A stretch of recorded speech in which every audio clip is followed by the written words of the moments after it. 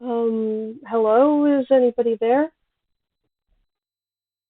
I've never done this before, and I am probably alone.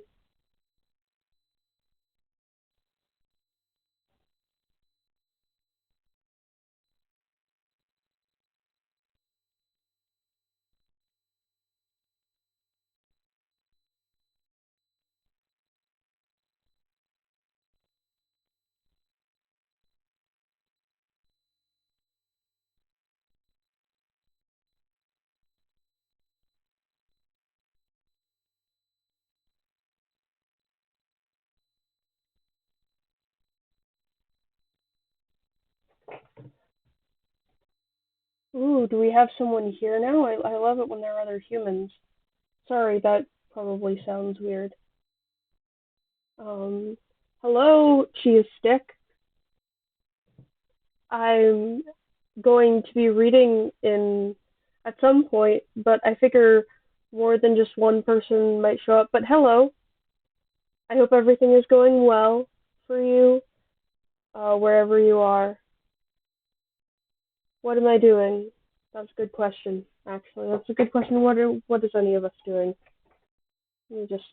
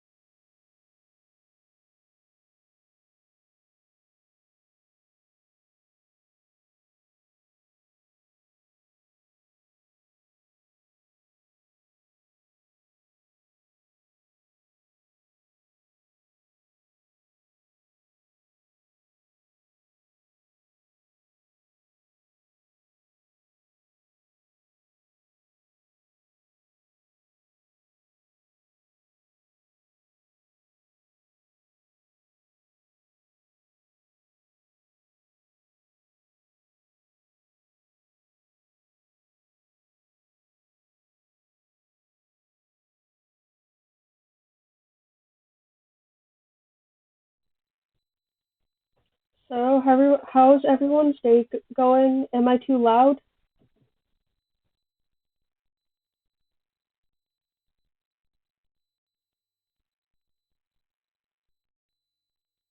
Also, good question. Am I audible at all? Because if I'm not audible at all, okay, that's good. I love being heard by people. Ah, I don't know what I can do about being a bit chunky. I have no idea what I'm doing, but thanks for letting me know.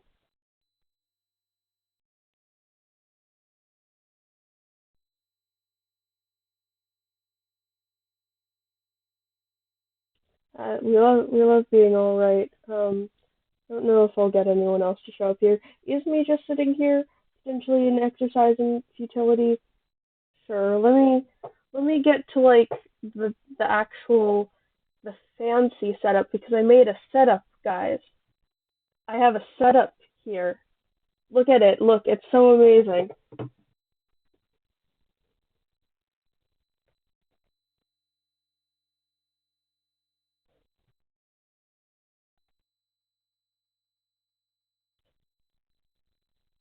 Hello, hello, another human. Another human is here. I love.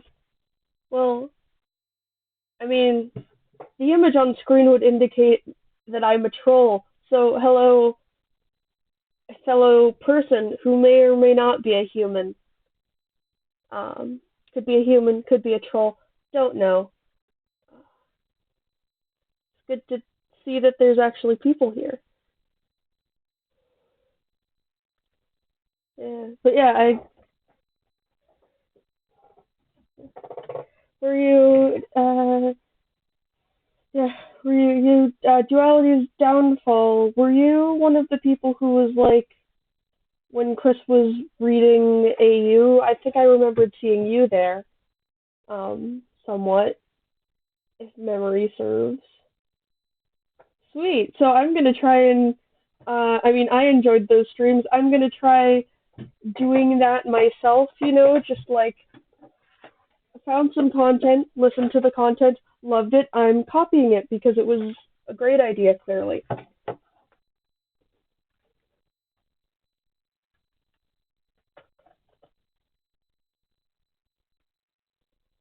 Um, right now we're just kind of waiting to see if other people pop up to come join us. And I mean, maybe they will, maybe they won't. Uh, so I'm curious of the people here who's read Your Words Destroyed My Planet already and who hasn't. Who's going to get to experience this story for the first time?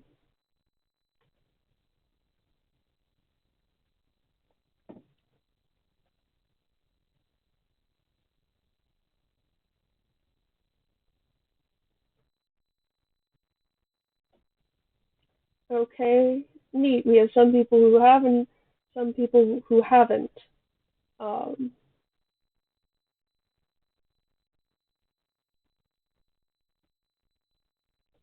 that's great, great. Well, I mean, it seems like we have two people here in chat, maybe three, and it's like 50-50 because there's two people. I'm not making this interesting, am I? I'm just sitting here talking, and it's probably boring. Oh, okay, cool, cool. We've got all three people. Um, I don't know. I like sent out the link. I don't know how long I'm going to wait till I start reading it because I've never done this before. I think that's obvious. Uh, is my thing not working correctly? Something's. They're supposed to be. The chat messages are supposed to be popping up on the screen.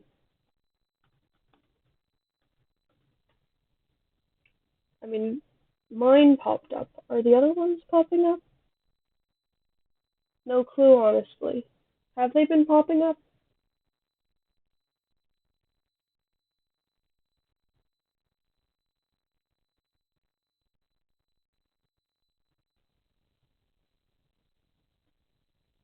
Okay, that's great. Everything's working about as intended. Close enough. Close enough.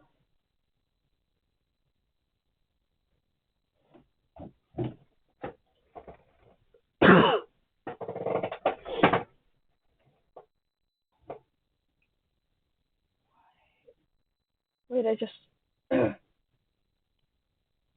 me check a thing. You said I sounded chunky. I might know why that is.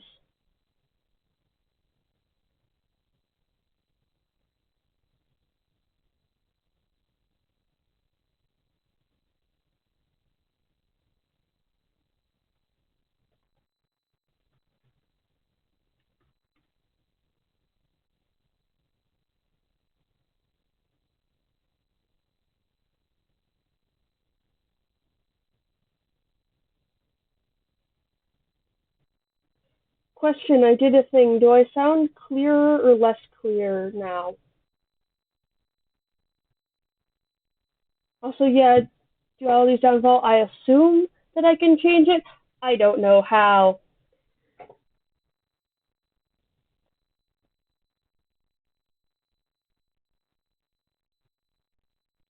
But I am clearer. Lovely, if that is the case. Um, I did. I had a nice microphone that I was going to use, but unfortunately, whenever I plugged it into my computer thought it was a pair of headphones.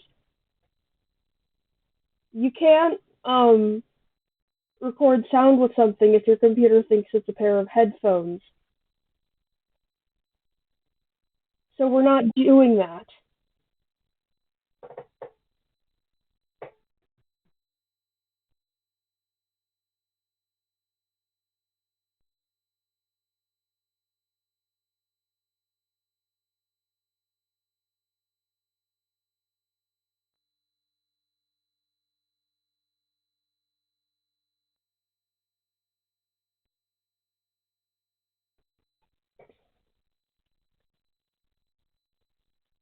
I think.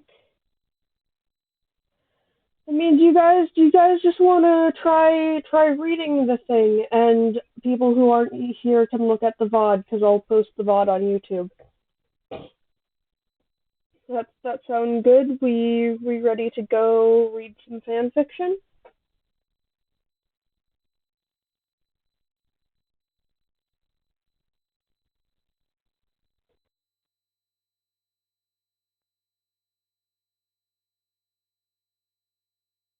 Okay.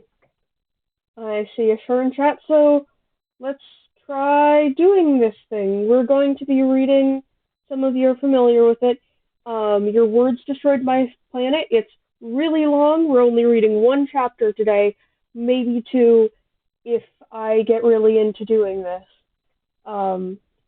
It's fan fiction on AO3, obviously, by the site I have here. You can see some lovely tags of the fic. Uh, I think I think I'm just going to start reading now because the longer I prolong it, the longer I prolong the awkwardness.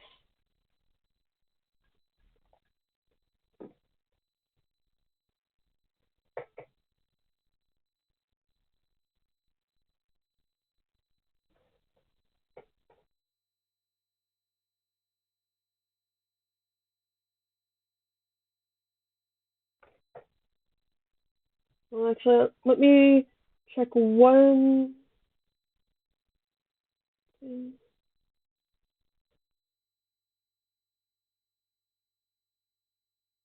Oh, we actually have a fair bit of people here. Okay, let's do this thing.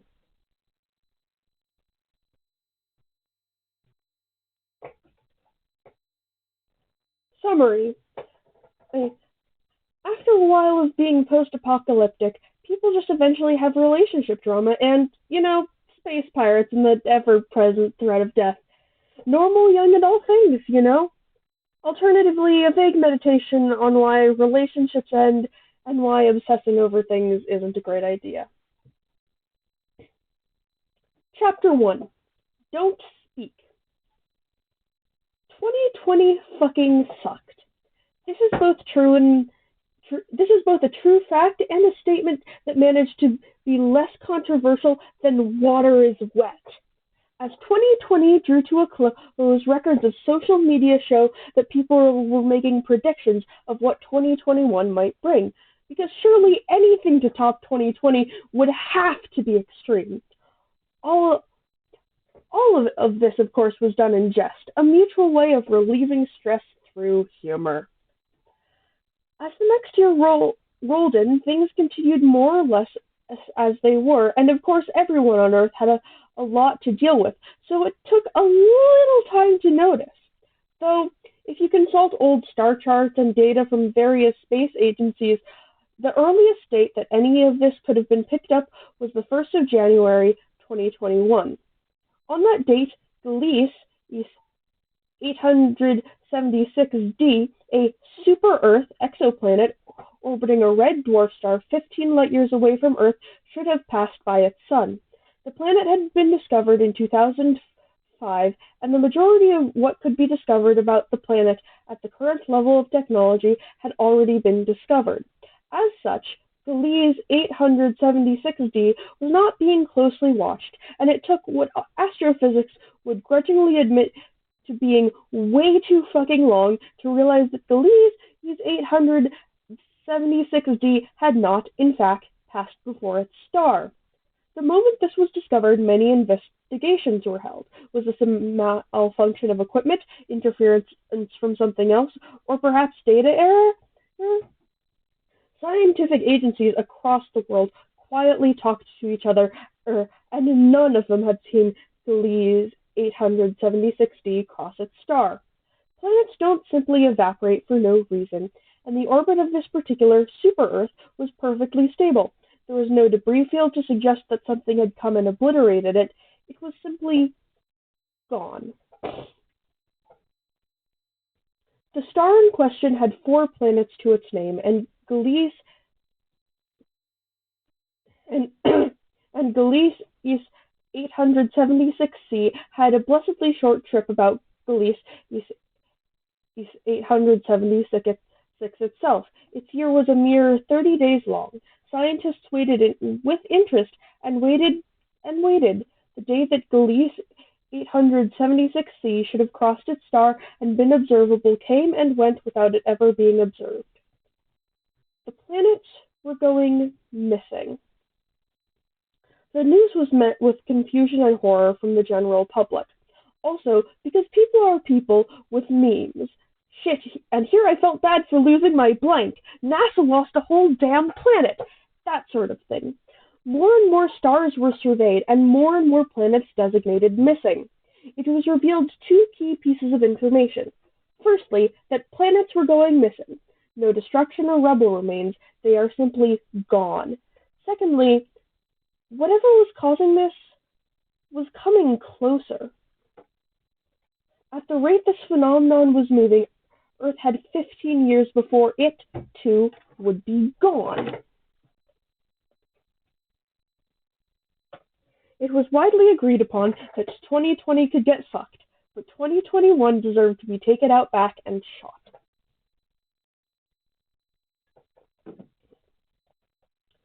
Earth, however, was not the only planet facing this crisis.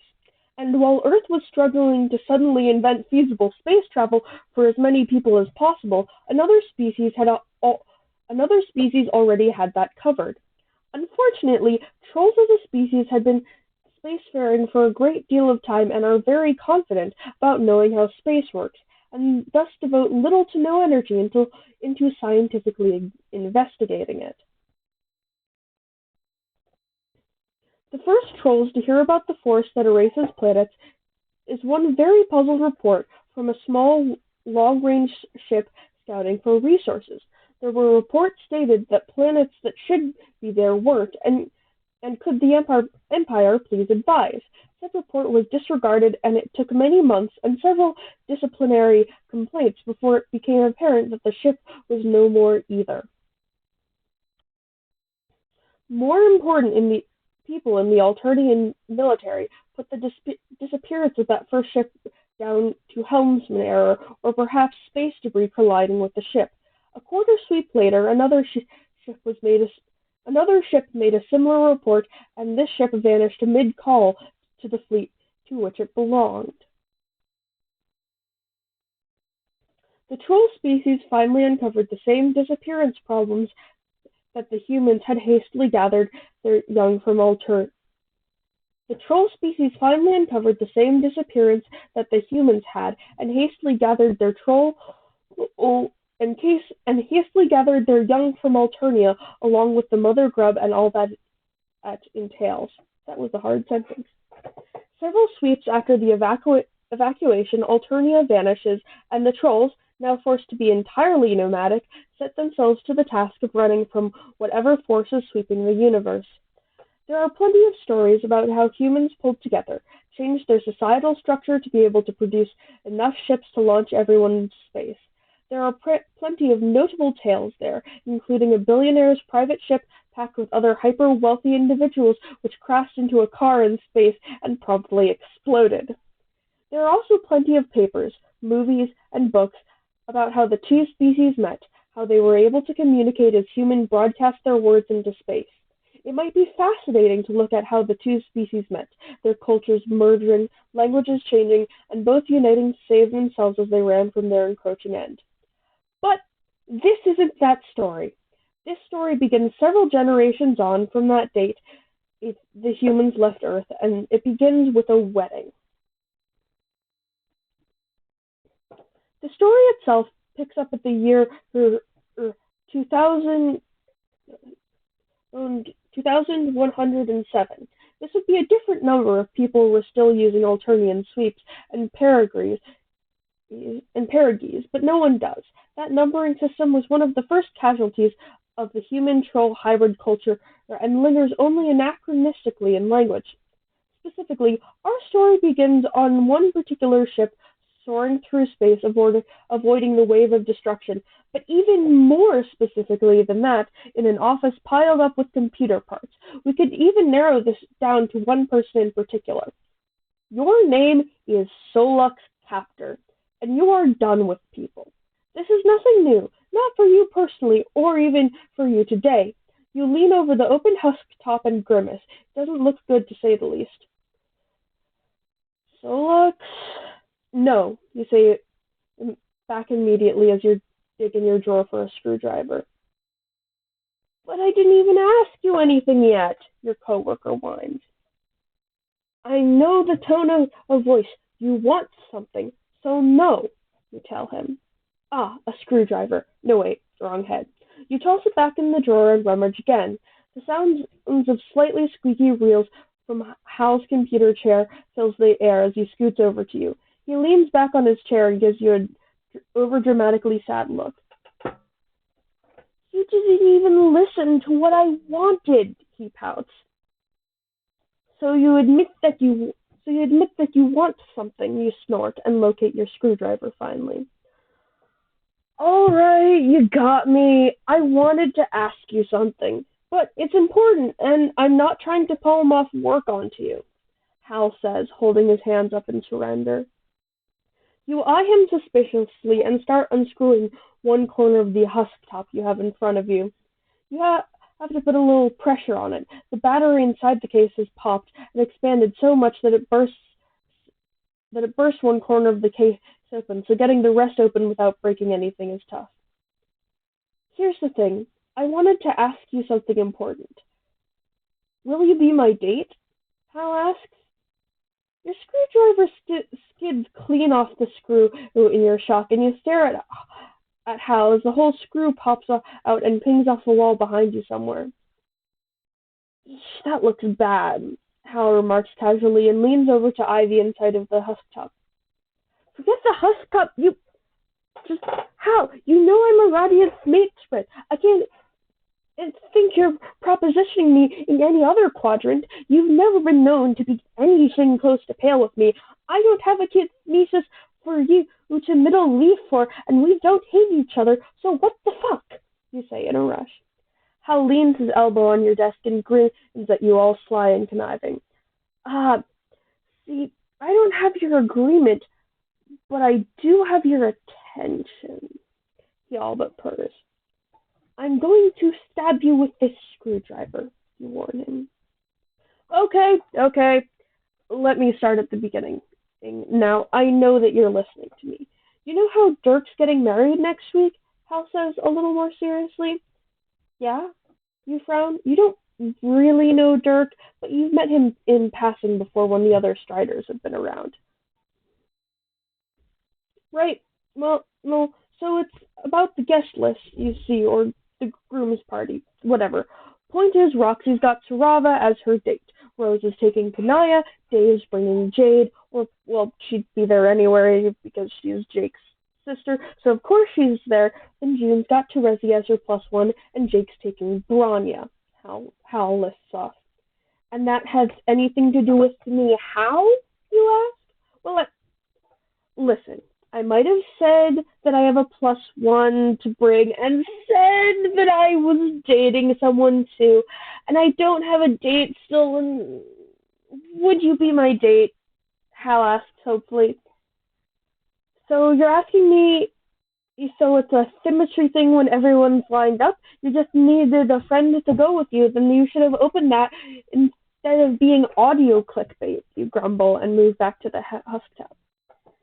Yeah, about that, I definitely said it was a romantic thing, and I need you to pretend like it was, Hal says with a wince.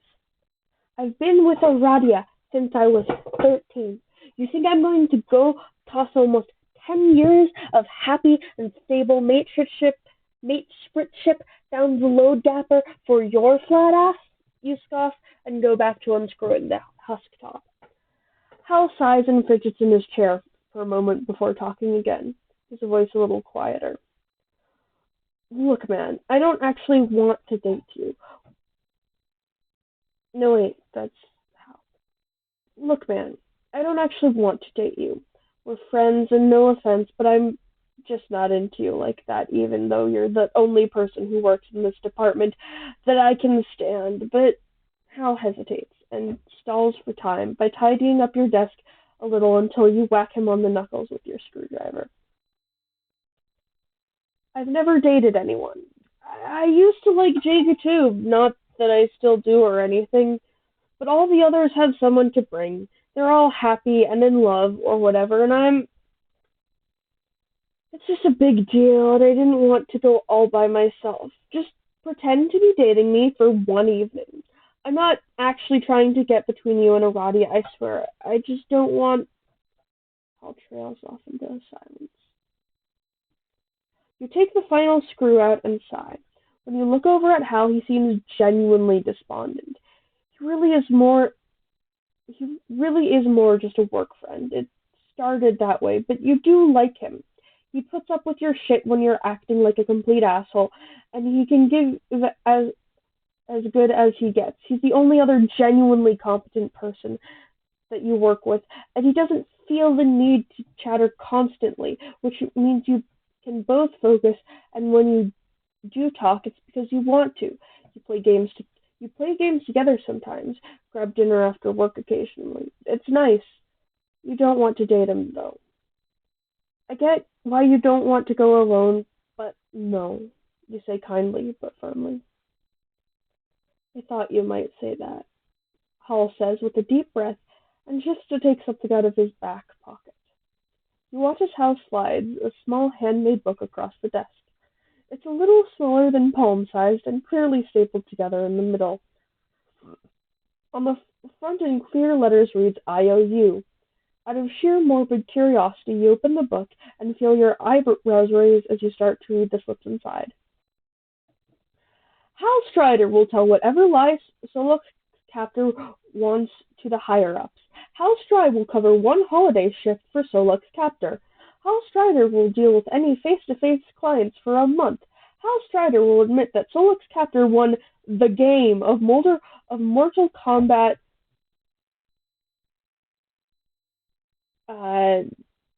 number devastation, and that Hal Strider was using clearly bullshit moves. Anyone know what that number is? I don't know how to read. No, actually, that'd be 21. That would be 21. Thank you, Duality's downfall. I figured it out myself.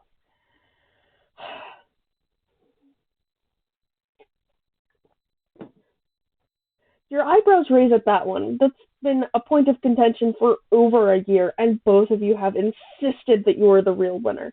This isn't just an extensive book of favors. This is offering up actual emotional humiliation. That's big. Arati would probably think the whole situation was funny, and she probably wouldn't mind. Neither of you has ever been concerned about the other one cheating. You're just not like that.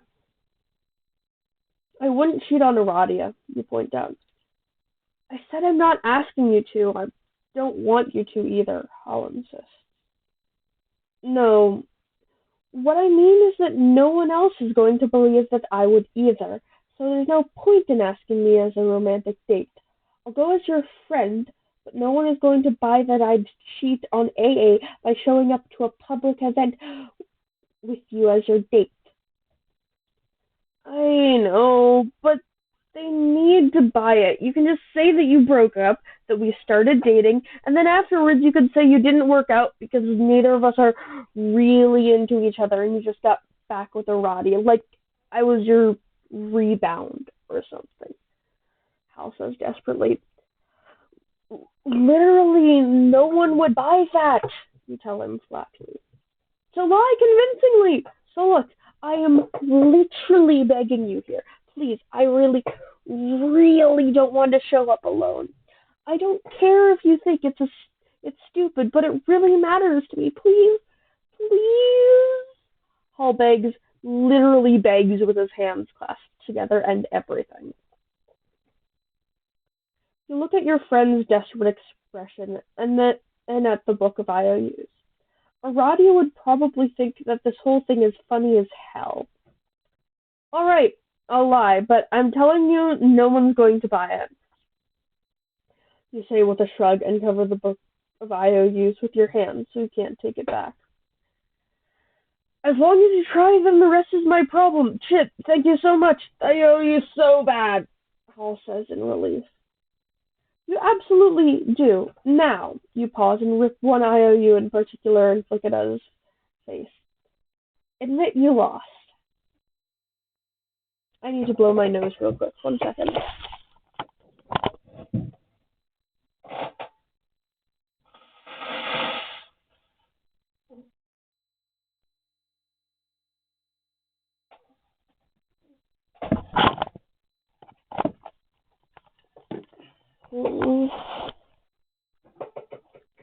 Okay, we're back. Hall's face twists and you can see him grinding his teeth for a moment before he grits the words out. I absolutely lost that Mortal Kombat game.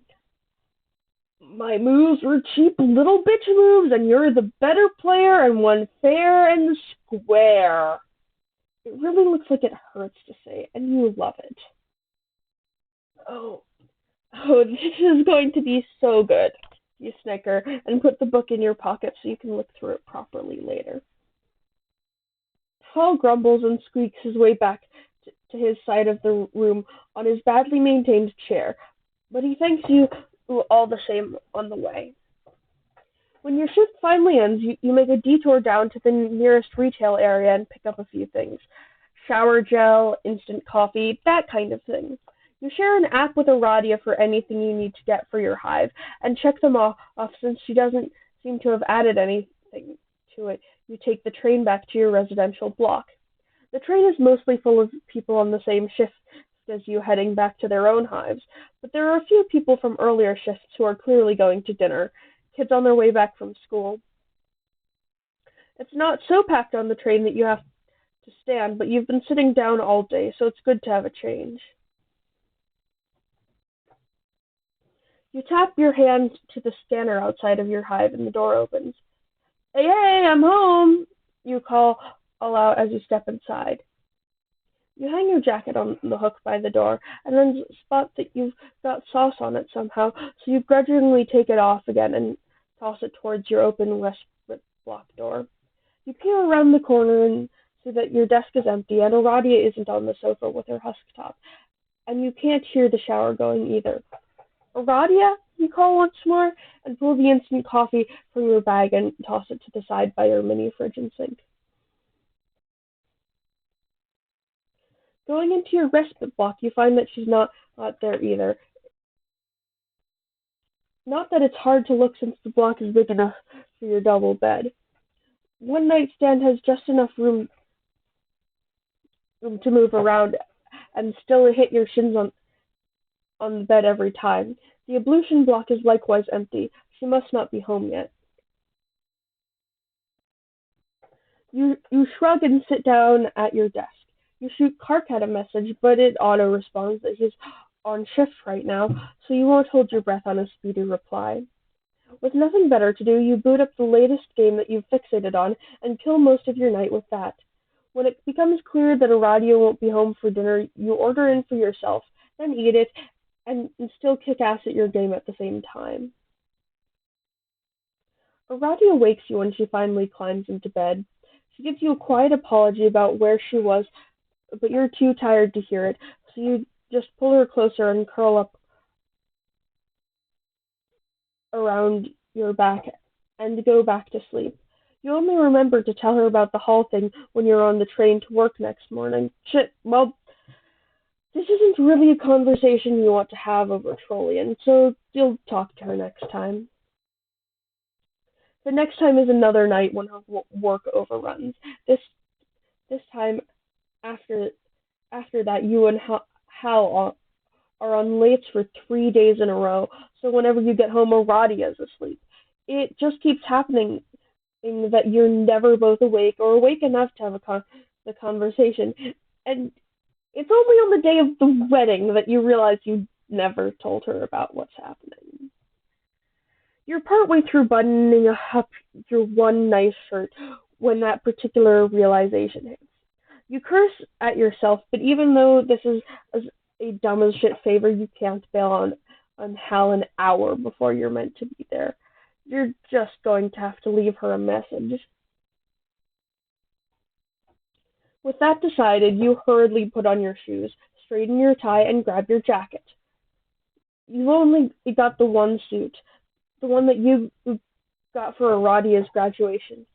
Her graduation for her degree, that is, not the high school graduation you both had at the same time. It still fits, and it's fancy enough for a wedding. Hal had told you that you didn't have to go all out, but a regular suit would be fine.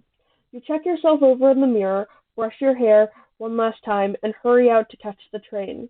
When you're finally sat down on the train, you shoot Aradia the message that you need to send her. Hey, I kind of dumb situation that I'm in right now. I agreed to be Hal's date for his brother's wedding, but he didn't want anyone to know that we weren't just friends. I told him that no one would buy it because we're together, but he said to lie anyway. I was going to tell you sooner, but I kept missing you, and I'll tell you all about it later. You hit send just before the train whooshes out of a tunnel, and you realize that your stop is coming up soon. You flick your palm husk onto Do Not Disturb and shove it in your pocket. You've no desire to be one of those people at a wedding, constantly taking pictures when there are other people paid for that. Besides, you don't massively care that Dirk is getting married. You're just here because Hal owes you. At the next station, you step out and head towards the ship's central park. It's super pricey to rent out any part of this space for an actual event, but you guess that Jake being the captain's grandson probably helps with that. You tip your head back as you walk through the park and enjoy the artificial sunshine from above. It's not hard to spot the white tent across the park, and it's a nice walk over anyway. A small temporary fence surrounds the wedding's blocked-off area, and when you follow it around to the entrance, you find two burly guards in suits standing there. Invitation? One asks. I don't have one, but I'm Hal's plus one. He told me to come, so you hesitate. No invitation, no entrance. The second guard growls at you, flashing his fangs as he talks. You're halfway to pulling out your palm husk when Hal's voice cuts over. He's with me, let him in, Hal shouts. Looking around the mountain of a troll in front of you, sure enough there's Hal and Dave carrying a large table between them, although it seems to be giving Hal more trouble than Dave. The two trolls guarding the entrance step aside and let you in. You made it, Hal sighs in relief. I did. Do you want me to carry that or something? You offer, letting your offered hand crackle with a sigh. Please. Hal nods until you lift it gently out of their hands. Oh, what am I gonna do for Dave's voice? Dave's like important. I could pretend to be Texan. I mean, Generally, he's not Texan in this story, but generally Dave Strider is Texan. Should I pretend to be Texan?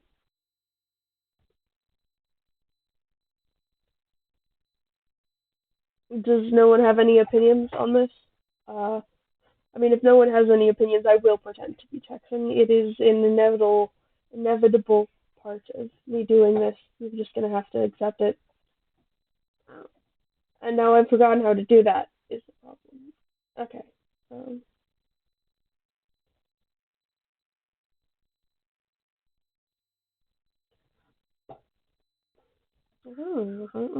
I'll grab the center.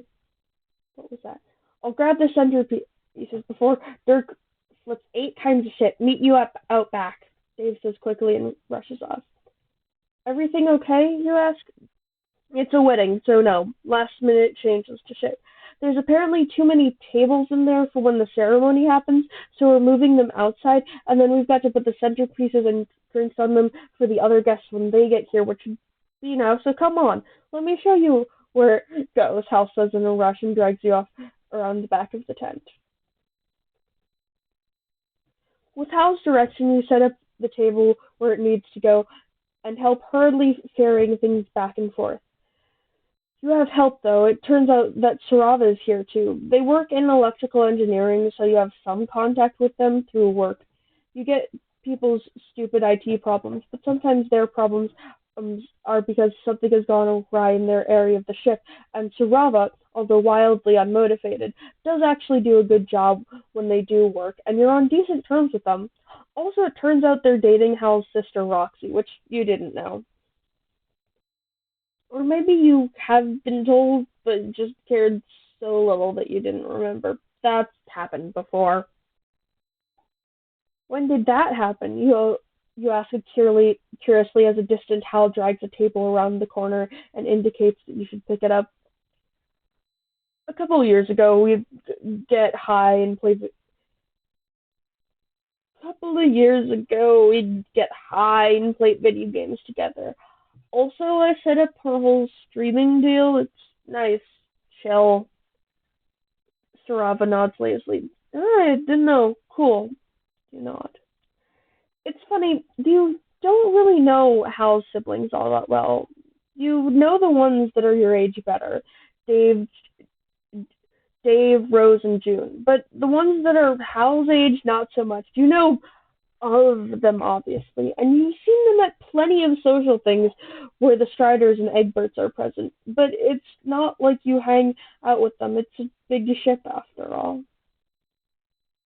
Holy shit, the rarest thing just happened, Dave says, pausing at your side while holding 2 glass vases. I saw Carcat coming before I heard him. No way, he snorts. You and Dave have never hung out together all that much, but you do share a mutual appreciation for irritating Carcat, and you honestly respect that in a guy. Dave snickers and hurries off. You're here with Hal, though, right? Didn't know he was seeing you. Roxy would have talked my sponge clots off about it if I'd have thought. Sarava says with a raised eyebrow. Right, the lie. Oh, yeah, well, it's a new. We're dating. You lie. Trevor looks at you, and then nods vaguely. One thing you've always liked about them is that they don't ask too many questions. Cool. That's all they say. Karkat walks around the edge of the tent, and Sarava suddenly finds other places to be, which is dumb. It's not as if Karkat's uptight about any of the illicit substances that Sarava might mention, but you guess they don't know Karkat so well. They can just see his job from the symbols on his tie. Fox! What the? I need to come up with good voices for these guys, but I'm not doing that. Ah, Fox! Hey, what are you doing here? Karkat asks you as he walks over. I'm the blood sacrifice they do at human weddings. They're going to cut me open on one of these tables, you explain, and gesture to the tables behind you. Shit, really? Gamzee asks lazily as he catches up to Karkat and leans over him, wrapping his arms around Karkat's shoulders and resting his chin between Karkat's snubby horns.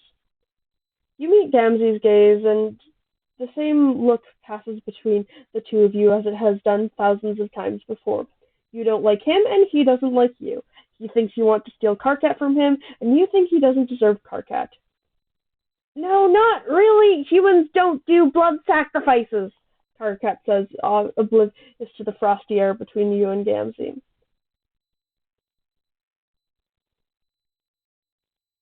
That's what you think. You don't know what we've got up our sleeves, another adds. Gamzee shifts out of the way, revealing Jane and Rose with sneaky expressions on their faces. You sense trouble. There is no blood sacrifices, Karkat insists. We'll, we'll see. So, Lux, my dearest older brother informed us that you're his date for this most wondrous event, Rose purrs. Yeah, I didn't know you were invited. I know you. Why are they texting me for Karkat? What's happening? Didn't know you were invited. I knew you work with Hal, but still. Karkat chips in and looks at you curiously. He said it was a romantic date, Jane adds with a sly expression. Karkat's eyes nearly bug out, and you know what's coming. What's worse is that Hal has been quite specific about this. Your house! Why you running around the fuck? You never told me! Karkat shouts. I'm not. It's red, you say. Everyone around you suddenly and loudly says some variation of, wait, what? Bullshit. Or what about Aradia? So it gets jumbled up. We broke up, but now me and Hal are together. You lie. Not in a million years. That is the least convincing lie I've ever heard, Rose says flatly. No way you'd just break up with a Roddy and be fine with it, or be broken up and be okay at all. I'd have heard everything about it, and you'd be a mess from the breakup. There is no way in the universe that the two of you split up silently as anything and you just started dating someone else when this is the first I heard of it. No way! Karkat agrees entirely correctly. You shrug, offered no further details. Why did the two of you break up? Gamzee asks, his purple eyes sharp on you. None of your fucking business is why, you tell him sharply. Okay, let's say that we buy this. Which I think we're all united in not buying this at all. Yes, okay. So, assuming that it's none of our businesses, why Arati and Solix supposedly broke up, which we all think they haven't, why are you dating my brother? Jane asks sweetly. Yes, do tell us, what about Hal was so captivating that you had to date him? Rose agrees deviously. Well, this isn't so hard. You do like Hal, so you can embellish a little here. We work together. He's one of the only people that I can work with that I haven't frequently fantasized about strangling with an Ethernet cord. He's smart, he's fun, and he doesn't endlessly yammer on about insignificant shit. I like him, you say with a shrug. How fantastically platonic sounding. You're friends, yeah, but you're not dating. Why would you lie about this? Is there a joke I'm not getting? Indeed. Dave, a moment, Rose says, snagging Dave as he walks past carrying a tray of drinks. To his credit, he doesn't drop or spill any, and you're actually a little impressed by that. Seriously, Dave's huffs in irritation, but nevertheless holds the tray out to all of you. You take a chance to snag a drink. It'll be helpful to have something to buy you a moment of silence if they ask you anything really hard, and something to cover your expressions a little bit.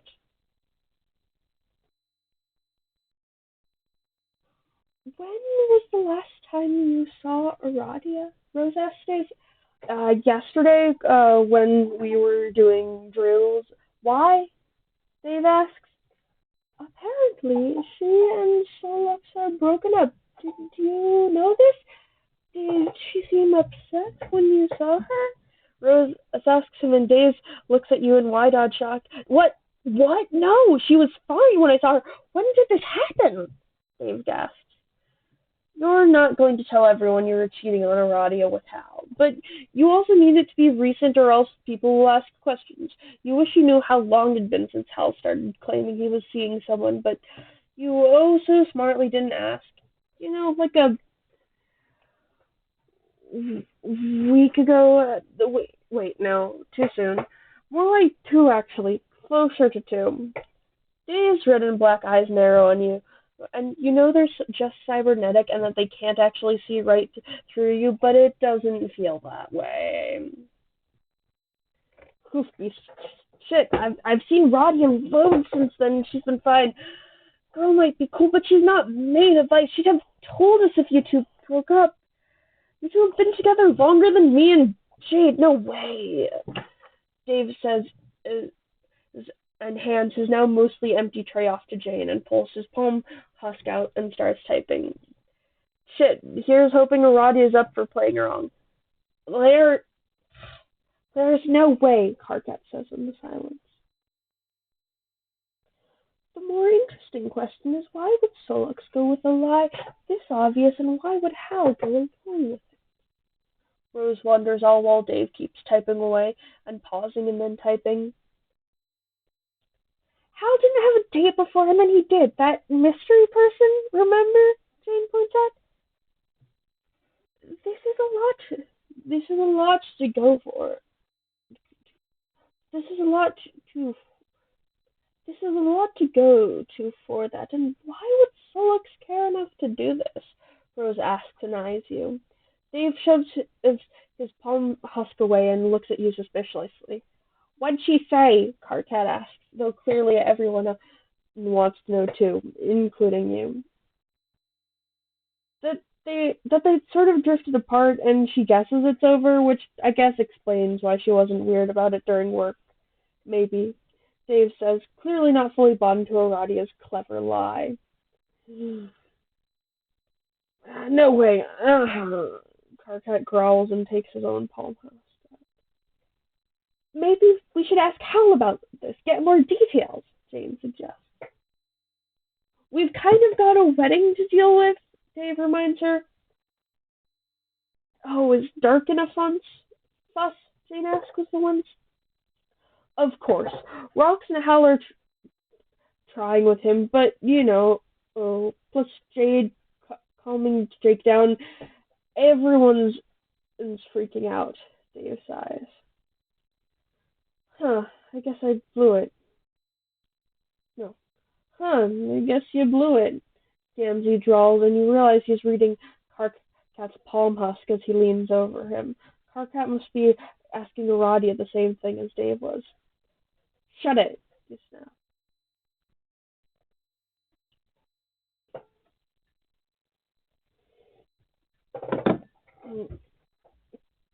Karkat squints at you dubiously. You're pretty sure that he doesn't buy this at all, no matter what AA said. All the same, you find an excuse to slip away from the group and then get caught up helping different people. It's not hard to dodge people who knew you well, so you can mostly escape scrutiny. You see Hall a fair few times, but he breathlessly promises you that as soon as you get to sit and have food, he can actually hang out with you. Until then, it seems like he's helping keep everything working.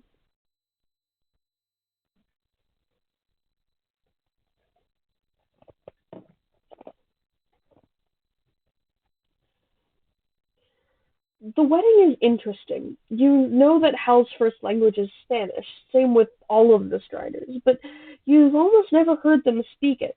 You also know that Jake's first language is English, same as his grandmother.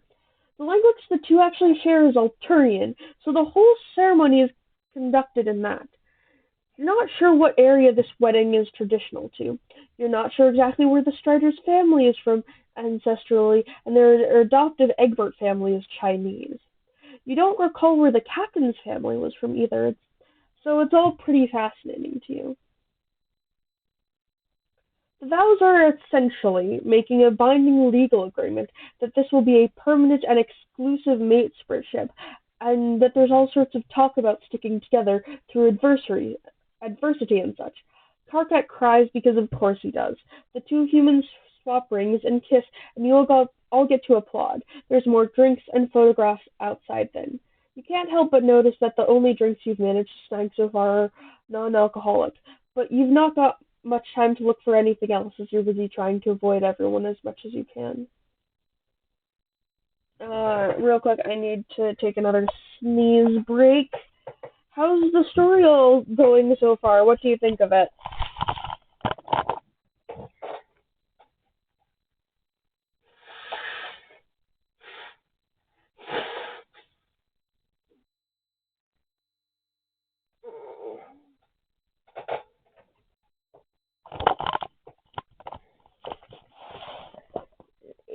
You say it's well made. No thoughts on like the plot. Just finding it well made so far.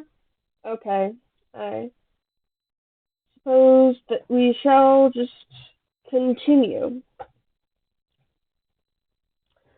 When you are all outside being photographed, or in your case, avoiding Kanaya trying to corner you in a pincer movement with Branya, the event staff were turning the inside of the tent into a dining setup. When you're ushered inside, you find that there's a rectangular table on the far wall with four chairs at it, and the rest are small circular tables.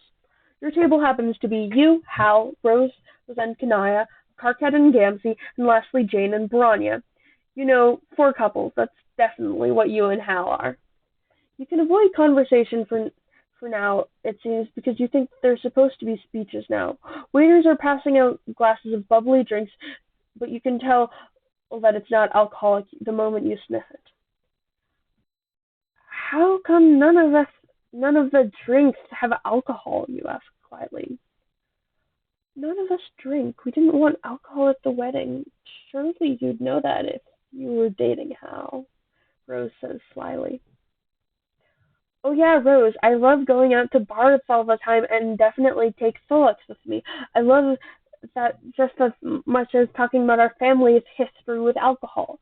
No, wait, that's Hal. I read it in Solix's voice. Sorry, Hal does not have a list. Oh yeah, Rose, I love going out to bars all the time and definitely take Solix with me. I love that just as much as I love about our family's history with alcohol. It hasn't come up, thanks, Hal says before you can get a word out.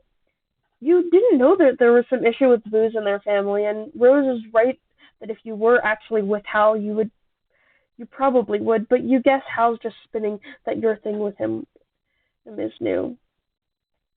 The captain of your whole ship, Jade English, stands up from her chair, and before you can even move, she talks over all of you. Let's have none of this everyone standing to attention nonsense tonight, or we'll all be up and down all night, she laughs, her voice a little thinner with age, but it's still full of life. She's legitimately the oldest human you've ever seen, but she's is as sharp as anything, and you're actually really proud for her to be the captain of your ship. At her command, you relax a little in your seat again, rather than standing as you would normally be expected to. I think it. I think it. Should I do a voice for her? I've been failing to do voices for everyone except Rose and Zolux.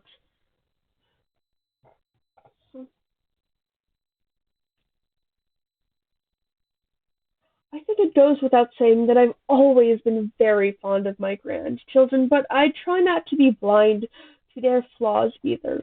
I know Jake has a good heart in him. He can be funny, and he's so smart. He's a real adventurer, too, and genuinely cares about people. But I also know that he's not perfect.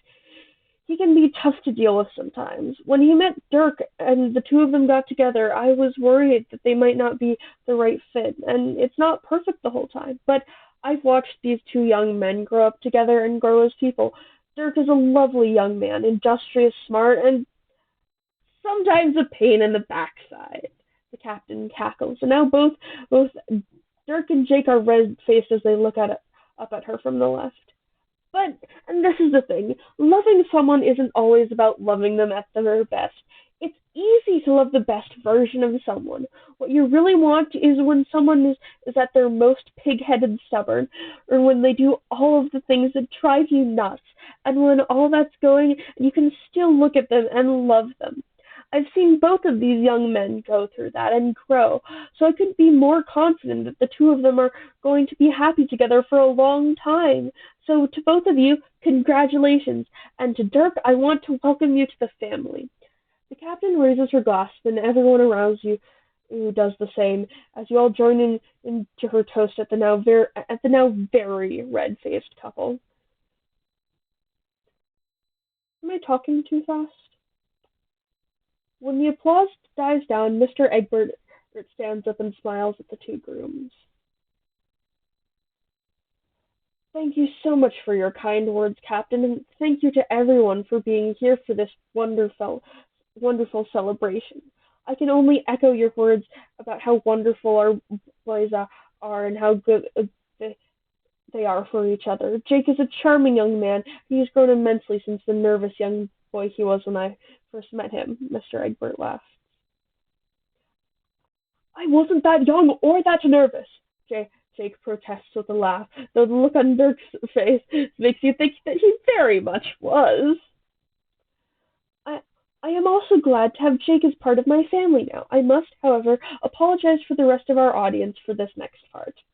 Mr. Egbert says slowly and takes a breath. When he starts to speak again, he is not speaking Alternian. You think it's Spanish because it doesn't sound a thing like Chinese, and you know more enough English to know it's not that. Hal gasps at your side, and Rose looks similarly stunned. At the head table, Dirk is staring up at his adoptive father with his mouth slightly open in shock. You turn to Karkat. He speaks Spanish and about 6 different other languages, too. Under your attention, Karkat jolts and starts translating. He,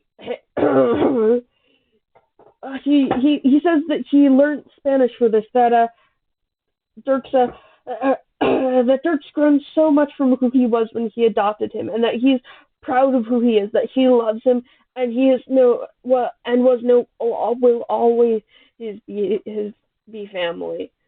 Karkat translates slowly. You glance at Rose and Hal. There are black mascara-tinted tears sliding down Rose's face, and Hal looks misty-eyed as well. He's basically going on about how much he loves his kids, and oh, he's talking about how adopting them was. Parkett goes on. Sure enough, all the Striders look incredibly overcome with emotion. Now he's saying how he couldn't be happier that Dirk has found someone to be happy with, that he started his own family, and yeah, Karkat says, yes, a lot of this emotional language is outside of what Karkat's learned. You know, it's either that or Karkat seems too emotionally overwhelmed to translate between languages. I didn't know he was going to do that. I didn't know he was learning, Jane whispers. In conclusion, welcome to the family, Jake. We all love you dearly, Mr. Egbert says as he raises his glass in a toast. Mr. Egbert doesn't get to properly drink his toast, though, because Dirk has leapt up and grabbed him in a pretty intense hug, and when he pulls back, it's clear he's cried at least a little. You okay? You ask, and whisper as you nudge Hal's arm. Yeah, fuck, damn it. Dad always makes you feel things. We all just spoke Alternian because he didn't know Spanish, and Hal sniffs a little and throws the rest of his drink back to cover it. He's not the only one moved. Rose is drying her eyes with Karkat's black handkerchief. Karkat is, of course, crying again. Oh, is the stream buffering? Did something just happen with the stream? Or was it just on my side?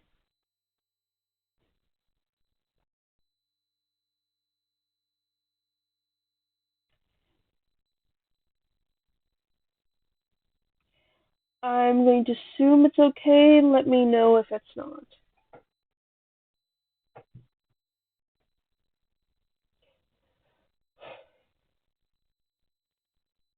After emotionally moving speeches, it's apparently time for food, and this part you definitely been looking forward to, and you're not disappointed at all. Instead of set meals, it's served for each table will has a rotating platter set up on it, which gets loaded high with dishes of all kinds. Given that there are lots of different human cuisines around a good around and a good number represented in the ethnicities of the ones on the head table, there's a lot of variety. Plus, human food has shifted somewhat Alternian over the years, especially since the ship is mostly troll inhabited. The conversation around the table is pretty easy, and you lean in for Karkat to take a picture of you both, and you happily take Rose's palm husk for her to get a picture of her and Kanaya. In the room around you in every direction there's the happy sound of people chattering, laughing, and cutlery clinking. When dessert comes around, it's the gorgeous tropical fruit thing that you lack the vocabulary to describe. No one on the ship goes hungry. Whatever you do, your meals are provided for. You get to choose where and what you eat, though it's still within reason. And rare, pricey tropical earth fruit is well out of the range of standard food, and not something that you've ever blown your personal money on. But you might reconsider that now you've tasted it. Of course, with any wedding, there is dancing, and you're hardly the type to regularly dance, but the atmosphere of the whole event is so enjoyable that it's hard not to relax a little.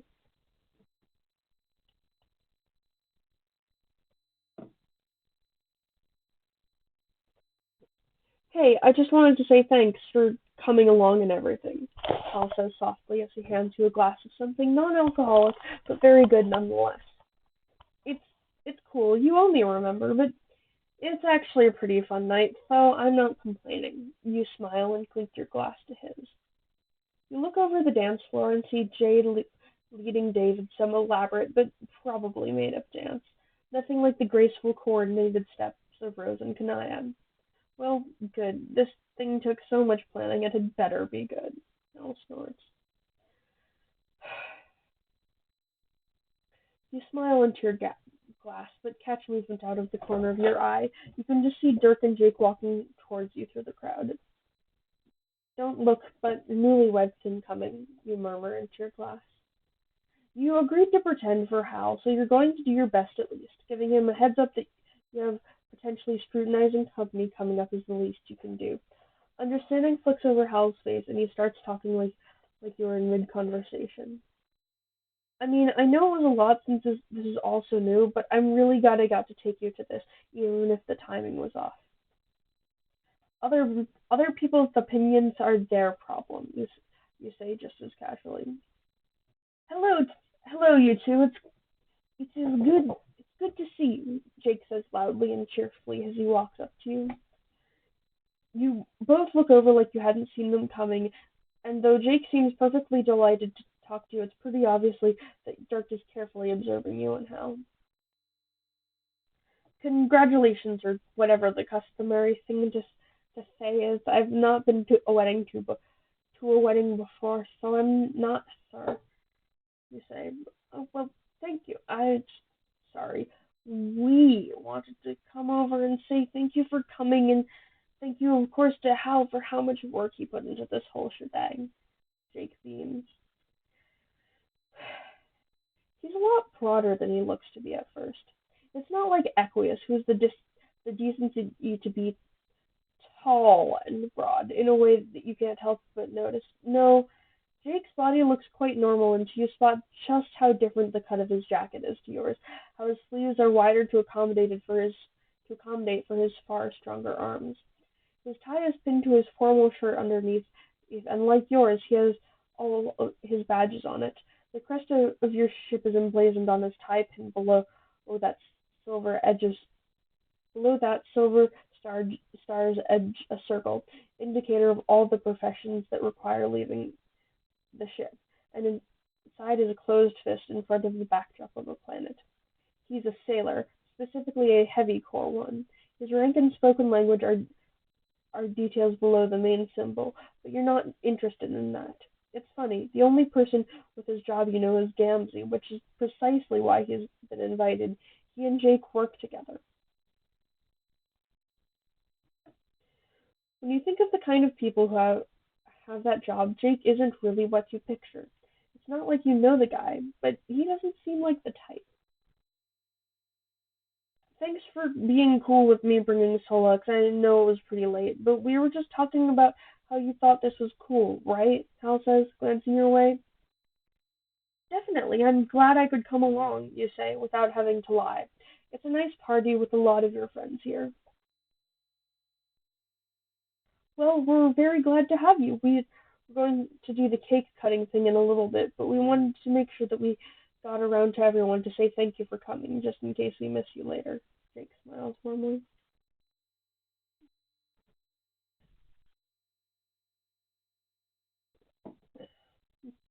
Yep, definitely wanted to come around and say hi to the guy I've basically never spoken to who literally no one believes is dating my brother, Dirk says, his eyes fixed right on you through his sunglasses. Hi, you say right back without blinking. Dirk! Jake hisses at him. Whoops, sorry, slip of the tongue. I mean, hi, nice you could be here. Dirk says entirely insincerely and smiles at you. Oh, yeah, oh, totally. I get those two mixed up all the time. Say flatly. Oh my gosh, Hal mutters. Dirk looks at Hal, and it's really jarring to see the mischievous expression that you're used to seeing Hal on someone else's face. Admittedly, it's an identical face, but still, I take it back. I like him. Dirk says with sly amusement in his tone. Yeah, me too. Don't you have other family to annoy? Hal asks waspishly. Well, Well, to do that, I have to catch Jade, and she's far too excitable for that right now. Jake sighs, looking over to the dance floor to see Jade dramatically dipping Dave in a dance. Dave might need a rescue there, though, or photographs taken of his current situation. One of those, Dirk says slowly. Hal reaches around him and quickly snaps a photograph on his palm husk. Dirk has a look and quietly says, "We really do have to go cut the cake soon. Dad and Jane made it themselves. It's nuts," Dirk says, and you look over to the cake like on the table across the room, which is at least half your height. It's pretty big. What kind of cake is it anyway? You ask curiously. All the flavors. Last I heard, each layer is something else because Dad and Jane don't do easy. Hal answers before Dirk can get in there. Of course not. One flavor? How pedestrian. Dirk deadpans in response. No deadpans would be.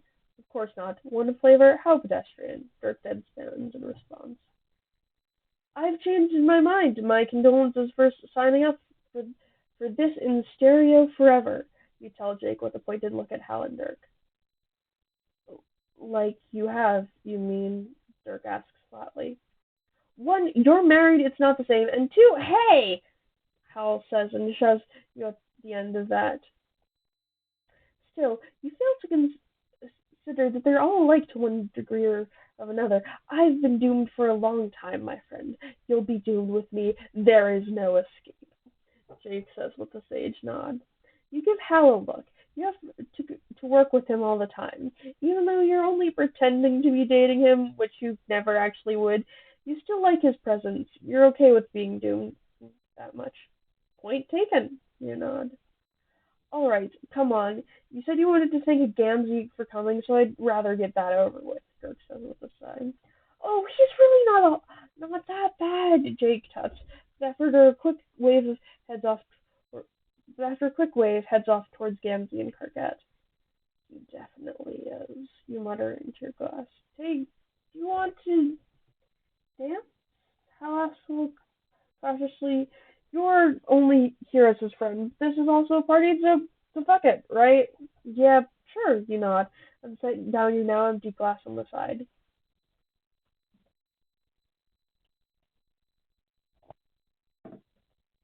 It's a party, so you'll party. You'd say that is probably an objective fact. You say that it's probably an objective fact that you're not good at dancing. On a technical skill level, you're almost certainly lacking. That being the case, though, there's a lot to be said about not giving a fuck. Specifically in your case, you know that you're not technically good at dancing, and you're not so naive as to think that people don't notice your attempts to dance. Pretending to be part of pretending to the part of your brain that wants to be anxious that people aren't watching never works. Instead, you accept that and figure that either they already know and therefore don't care, or they don't know and therefore you don't care. Or they don't know you and therefore you don't care. If you can't have confidence, apathy is fine.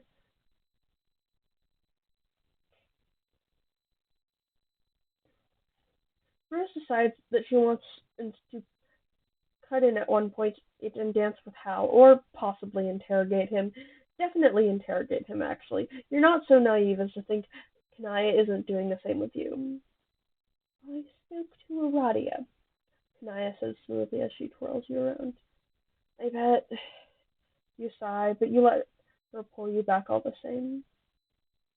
She didn't seem to want to talk about your breakup, which has me wondering if it was real or not. At first I assumed not, because I don't believe that you two would break up, and if you did, I don't believe that you would instantly date someone else and be their date to a wedding. Seems absurd, Kanaya says as she dances somewhat aimlessly with you. I guess got it all figured out then, you say simply, neither confirming nor denying. Maria's eyes narrow slightly as she stares into yours, but you're not going to give her anything. It is not as if shenanigans are outside the scope of your behavior, but I do know you after all. You might not be as inclined to utter chaos as Teresa used to be, but with the right motive, you're certainly inclined, Kanaya says slowly. You say nothing to that, so Kanaya just smiles and shrugs her shoulders a little, like she is conceding defeat for now. She's certainly not the only one interested in whether you and Aradia are still together or not. Karkat manages to corner you later, and you're thankful that it's just him. Gamzee is off with Dave, and the other sailors that Jake invited. From the look on Dave's face, he's not thrilled that Gamzee is there either, but thankfully that's his problem right now and not yours.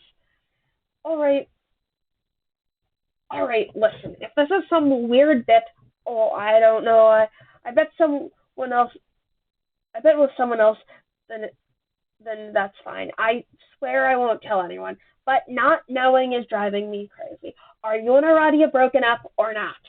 Karkat asks, keeping his voice remarkably quiet. Karkat, don't worry about it. I know you worry about everything, but don't worry about it. You tell him gently.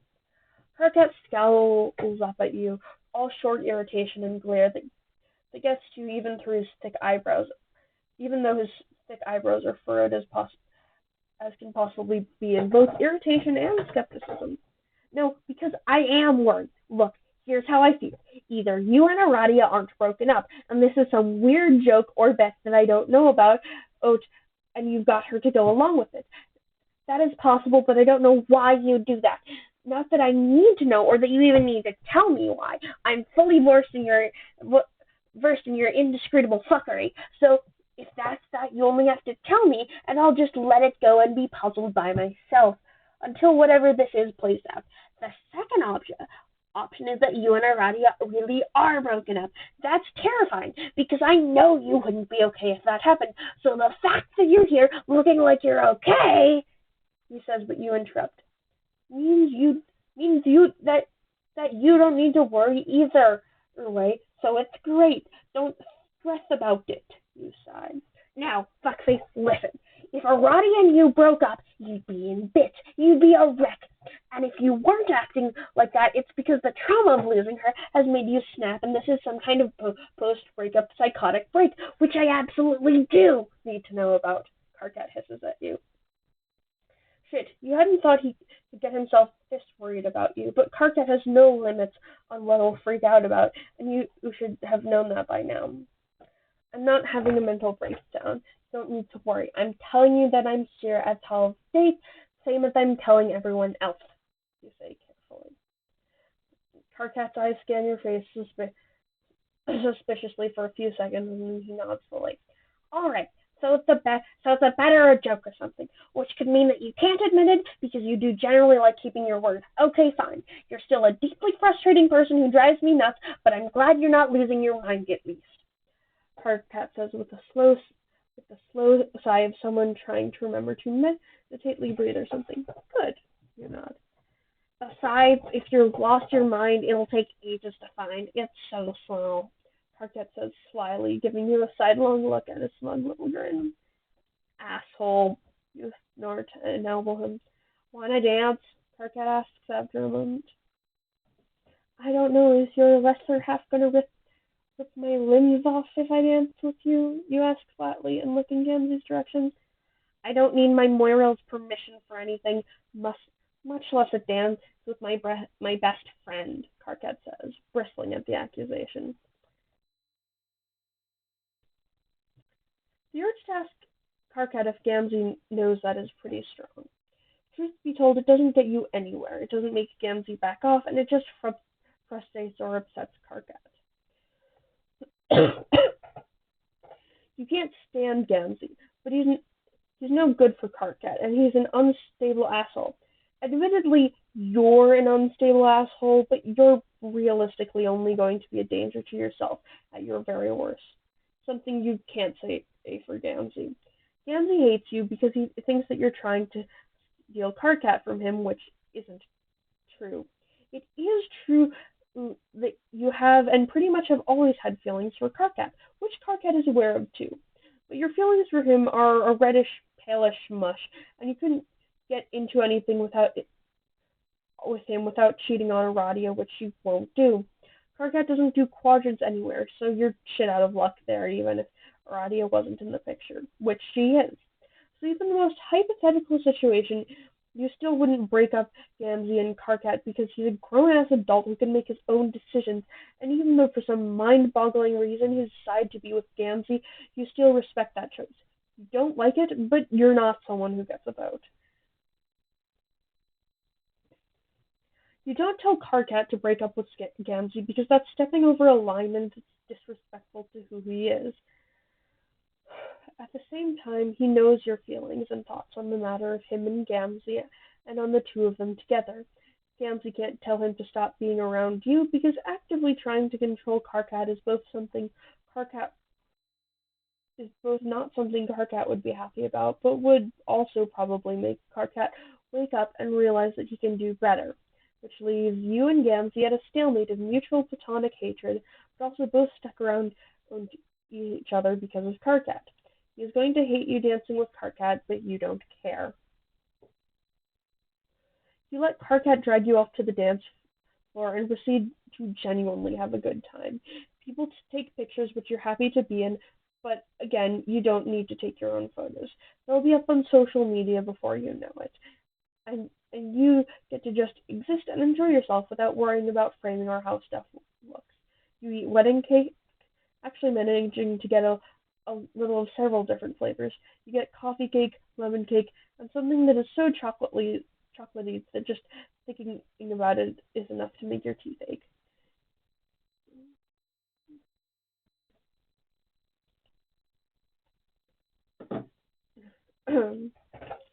It's late in the evening when you eventually leave, giving Hal a fist bump of goodbye and grinning at the thought of all that he owes you now.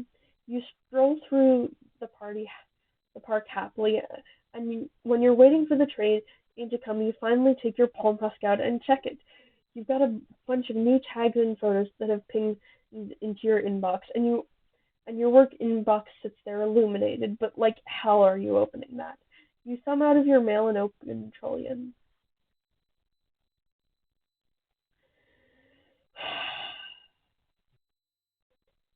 You've heard of the expression before of something feeling like the bottom of your digestion sac just dropped out, but you finally get what it means. Your insides feel like they do when you drop through the air without your psionics holding you. A cold sweat of fear breaks out on the back of your neck and For several seconds you can't even breathe. The message you sent to Aradia never sent. It sat there with a little error sign by it. She never got it. In a panic, you scramble and dial her number, needing voice instead of text for this. The train pulls up, and on autopilot, you step inside. Aradia's number goes straight to voicemail. It doesn't ring at all. Hey, I need you to call me back. I'm coming home. I can't explain. It's not what you think. You say urgently and hang up, your hands still shaking. You never told her about the party, about the deal you struck with Hal. She doesn't know that it's not real. Sure, you think she knows better.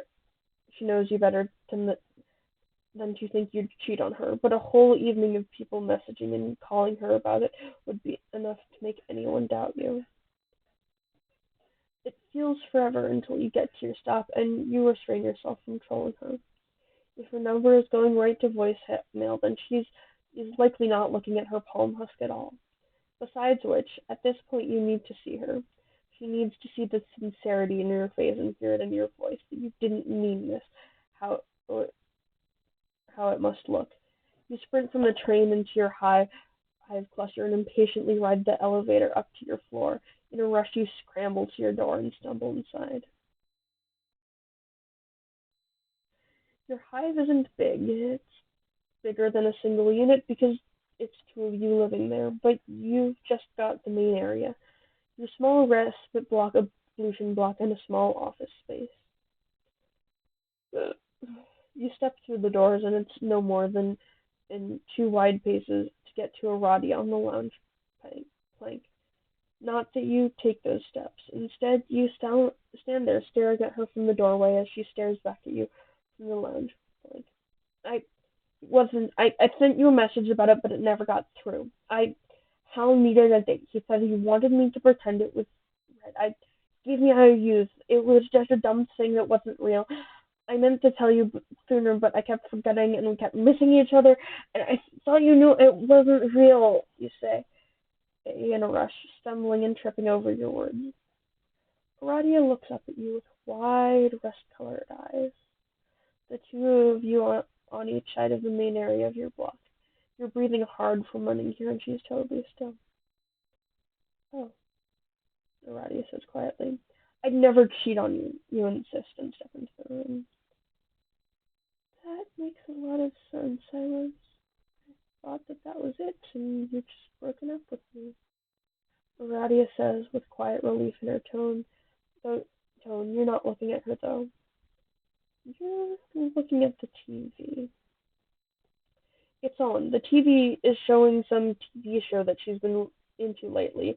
Some docu-series about archaeology that wasn't interesting to you.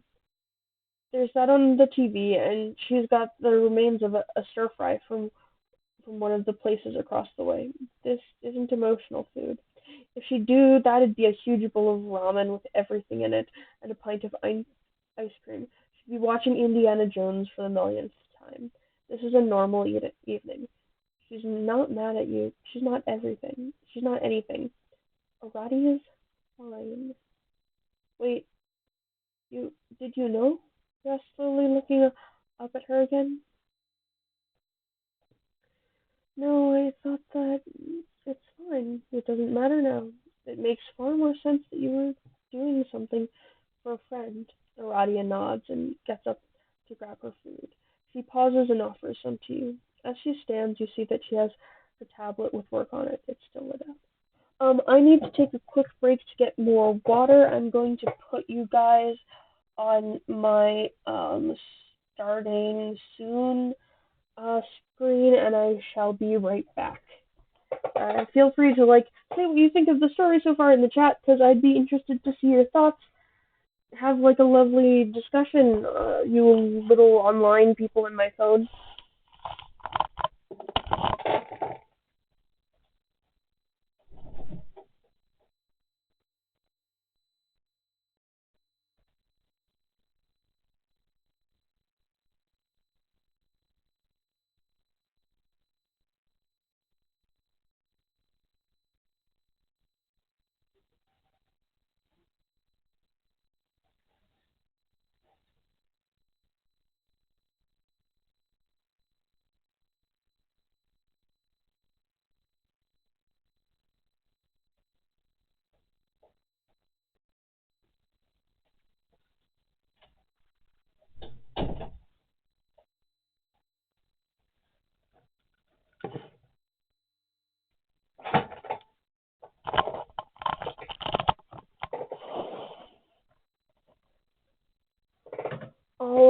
Alright, we are back now with more dihydrogen monoxide. I'm glad to see that you're liking it so far. Let's continue with, well, Solix has just made a bit of a mistake, hasn't he?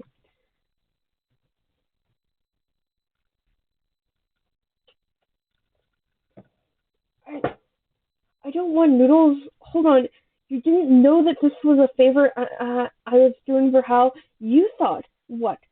That you'd found out I was cheating on you, or that I'd broken up with you without a word because all of our friends were asking you about our breakup, and you're fine?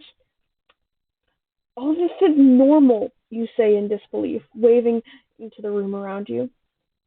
If you had broken up with me, there wasn't anything I could really do about it, but you didn't, so it's fine, Radia says and shrugs a little. Wait, no, you need to tell me what you thought because I'm at a loss here. I know I handled this like shit and I fucked up completely, and I'm sorry about that, but what the hell? You demand. Aradia frowns and puts her food on the side. It's just a dumb misunderstanding, Solix. You worry too much, Aradia says softly. Worry too much? She's not worried enough. You stare at her, try to find the words, and then start over. Did you think I was cheating on you? You ask, clear and careful. No, you wouldn't do that. I thought you were over, she admits, and then turns to put her food in the fridge. I'm sorry. We've been together since we were 13. We lived together and have for years. And you thought, you start. You can hear your voice growing a little louder now. It's not like I've seen you much lately. It's not like you had a chance to tell me this. I thought, I don't know. It felt like it made sense, like we'd drifted apart. Aradia's voice goes soft at the end. She looks back at you finally.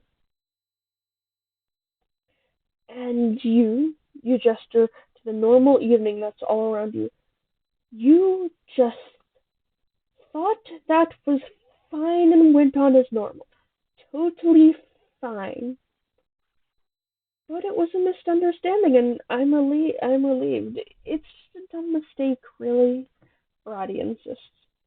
You stare at her as she looks back at you. You fucked up, yes, but this is so much worse. You were fine without me. You said it made sense, you say softly. I didn't mean it how it sounds, she tells you. Her voice is gentle and sympathetic.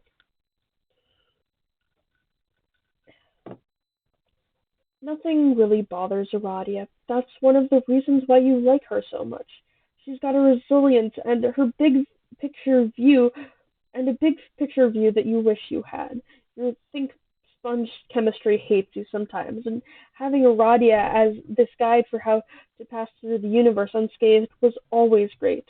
But apparently your relationship wasn't a big picture deal. She thought you were over, and she got on with her work and had dinner and watched TV as usual. She didn't even break her stride. Explain it to me, then. You breathe. Your hands are shaking at your sides. If you had broken up with me, there wasn't anything I could do about it. What do you want me to do? Aradia says back. What do you want me to do? Aradia says back, a little defensively now. I want you to act like you care about more about the idea that you lost me. I'm your mate, Sprit. I'm not cheese that you misplaced, and there's no point in getting upset about losing them all the time because they're either turn up or the road. This isn't me. This is us. Just loudly. But I haven't lost you. It was just a misunderstanding, she says soothingly, like you're making a big deal out of nothing. You're not, though. She is making nothing out of what should be a big deal.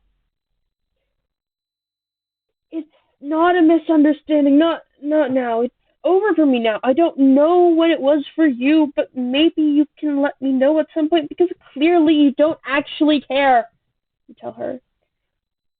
Aradia looks concerned for you. Not hurt, not heartbroken, just mild concern for your well-being.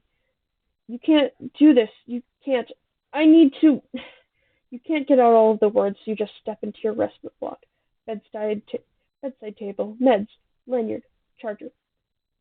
So Lux, Aradia says gently. You don't remember what you say back. You know it was something, but you're out the door and on the train again before you can really think straight. The way to Karkat's place is ingrained in you. A million visits that has left you with a homing trail there that nothing can erase. You bang your fist on the door hard until someone answers. But when the door slides open, it's Gamzee standing there. He looks down at you from above and tilts his head curiously at you. God knows how you must look right now, but you don't care. Yeah, it's late, he says. Cat, I need. Your voice wobbles dangerously. Gamzee narrows his eyes, like he's trying to work out the balances of the situation, but you're not playing this game right now. Karkat! You shout with the door open, and there's no way he doesn't hear. Gamzee hisses at you quietly, but behind him you see Karkat in his boxers and one of Gamzee's giant shirts lean around the corner. He's got his toothbrush in his mouth and is looking at you with surprise. Solux, Karkat says around his toothbrush. Me and Aradia broke up. You say quietly, and God, the words hurt to get out, like you're vomiting barbed wire with every syllable. You've been saying that all night, Gamzee points out. Karkat audibly swallows a mouthful of toothpaste foam as he stares at you. No, you're serious, aren't you? Karkat says. You make a slightly shaky noise of agreement, not trusting your words because you can feel the threatening prickle of tears in your eyes, and you don't know if you'll get through anything you try to say. Karkat curses and hurries over to pull you inside. Hey, Gamzee protests. Get out of the way of the door. You're letting heat out like that. Come on, Solix. Karkat insists and drags you out to the lounge plank. You hear the door shut behind you, and Karkat tosses his toothbrush on the table before shoving you into the lounge plank with his free hand. What happened? You're actually serious this time. This is what I meant by you weren't acting like you were broken up, but now you are. What was this a mental breakdown thing, or Karkat asks? Or were Gamzee starts. Gamzee! Karkat cuts him off before he gets anywhere. Karkat's face is steely. He's accepting no argument at all, and the fact that Gamzee has several feet of height on him, as well as who knows how much muscle, doesn't seem to matter. Gamzee slinks out of the room so quietly you wouldn't have known if you hadn't seen him leave. You don't much appreciate the reminder of how stealthy Gamzee can be.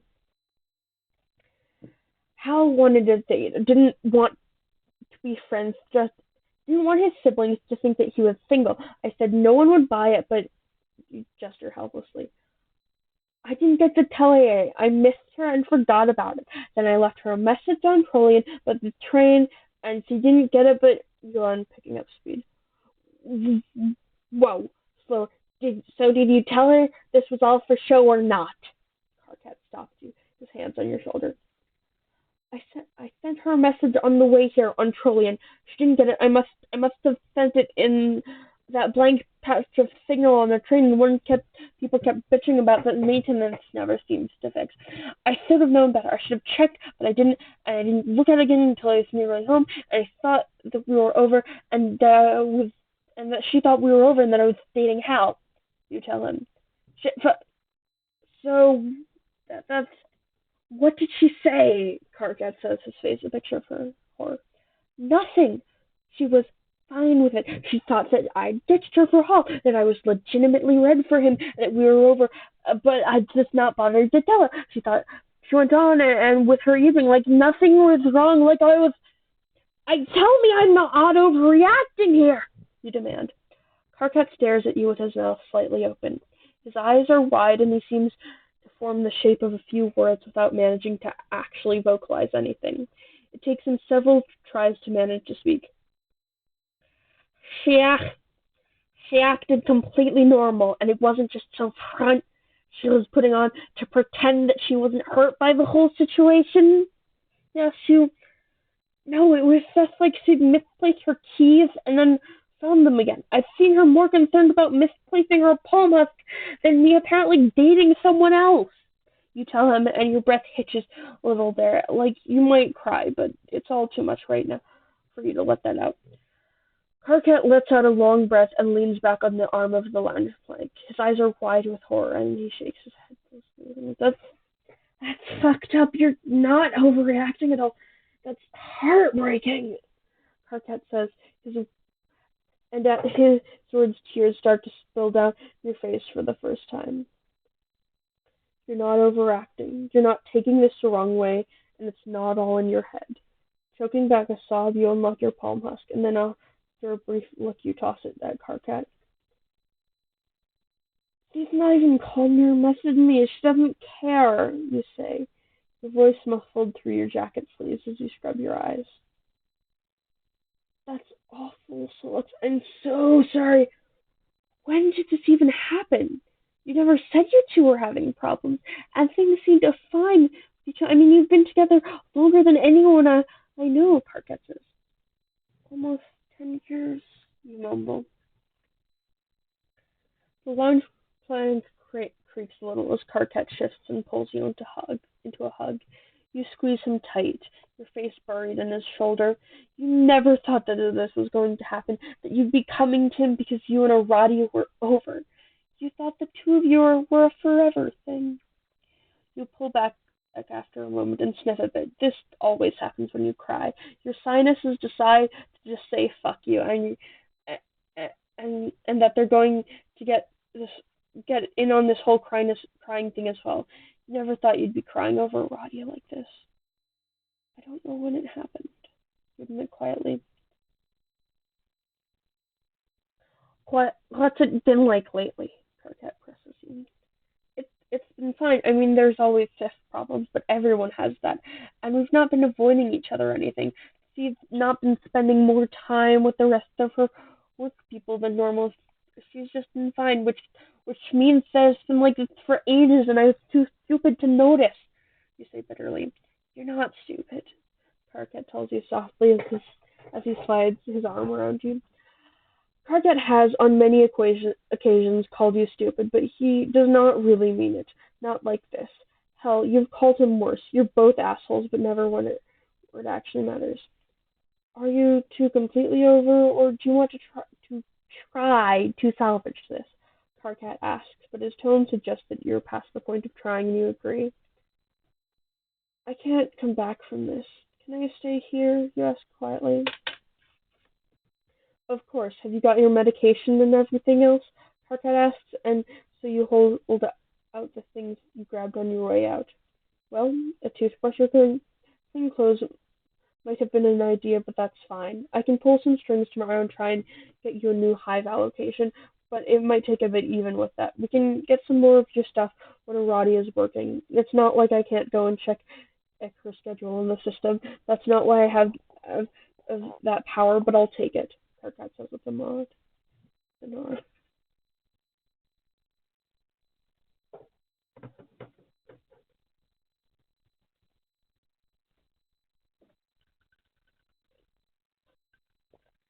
The idea of having a plan energizes him somewhat. He gets to his feet and then turns around to face you. First things first, I'll grab you some clothes to sleep in, and then you can go shower. You'll feel better after that, then you can change, and I'll get the lounge plank set up for you. Okay? Karkat asks. You don't have any other plan, so you just nod, and Karkat marches off to his respite block. His place is at least a little bigger than the place you'd been sharing with Aradia was. Aradia wasn't assigned to be an geologist with the sailors when the two of you got your place. She was just a student and you worked in IT. But Gamzee's job is all important, so he and Karkat got a bigger place than yours to reflect that. Speaking of, you see Gamzee's figure fade into your peripheral vision as he slinks out of his and Karkat's respite block. He saunters over to you and rests his long forearms in the back of the lounge plank. He scratches his chin absently for a moment. I heard this wild philosophy at one point, right?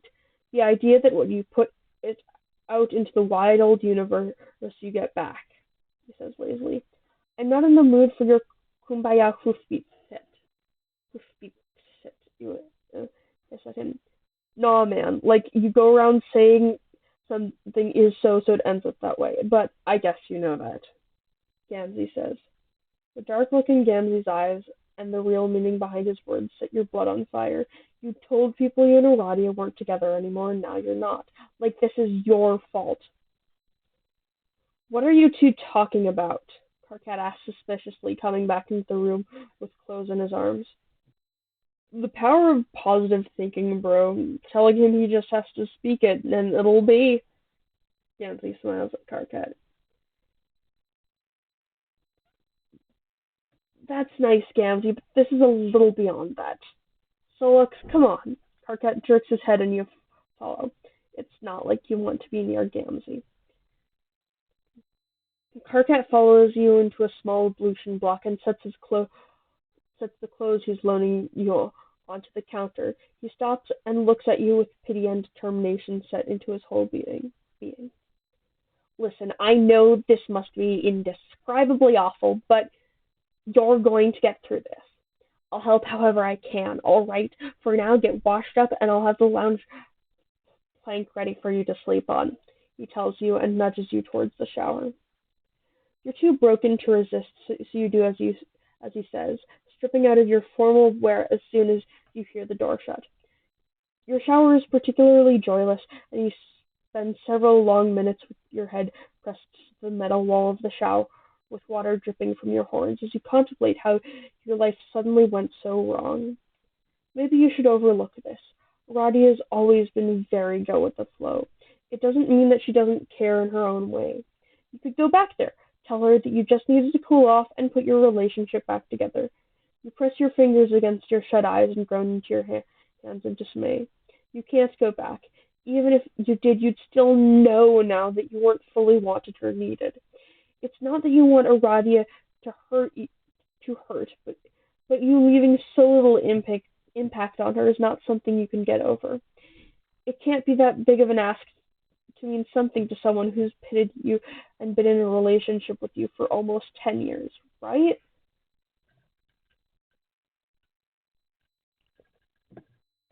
You can't unopen that box. You can't unknow this now that you've experienced it. You'd always know if you went back. Every time she spoke to you when you were upset that things could be over and she wouldn't even miss a step. No one would call you a font of self-esteem, but even you think you deserve more than that. Karkat knocks on the door and you realize you've been standing in the shower for far too long. You shut off the water, dry yourself off, and then for lack of any other option you put toothpaste on your finger and rub your teeth for a bit. You take your medication and swallow it down with mint tinted water. Karkat's sleep clothes are far too short on you, the cuffs ending in your mid-shins and the waistband clinging weirdly low to your hips. It's still more comfortable than your suit, though, so even though you're wearing cropped everything, you choose that over the suit. I've got work tomorrow morning anyway. I'll work on finding you somewhere new to live as soon as absolutely possible. I'll rush things as much as I can. I know ship housing can be tight, but I'll get you something. I promise. Karkat bows and drapes a fuzzy blanket over you. Thanks, KK. You whisper into the cushions of the lounge blanket. I'm really sorry, Solux. You didn't deserve this, he assures you and strokes the hand through your hair. What are you supposed to do now? The vast unknowableness of your future, devoid of the rock-solid certainty that Aradia is, deep and terrifying. So, do all you can in the moment and fall into an uneasy sleep. Chapter end! Or chapter ends! Yay! We have read the first chapter. So, what'd you think? What'd you think? Right, yeah.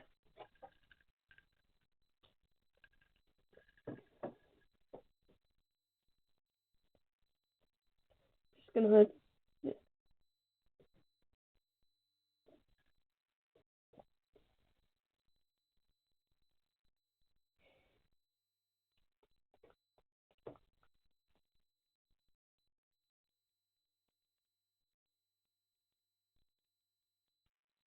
it was this. Yes, that chapter was quite the emotional roller coaster. It's it is a it is the first chapter of this thick. There are many more emotional roller coasters contained within.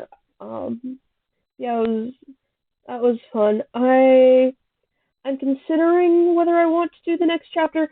It looks it looks shorter than the last one, I think. Uh, maybe. So I don't know. I could maybe do another chapter. I mean, yeah, yeah. We need to do things. I maybe it would be good for my voice as well. I'll probably be back at this though. Maybe tomorrow evening. Maybe some other time. I want to read all of this fic if I can, but I think I am going to probably go and end the stream now, unless anyone has like more chatting to do or something. Um, everyone, thank you for coming. This was a really fun first stream, and I hope to do more shortly. Uh, bye.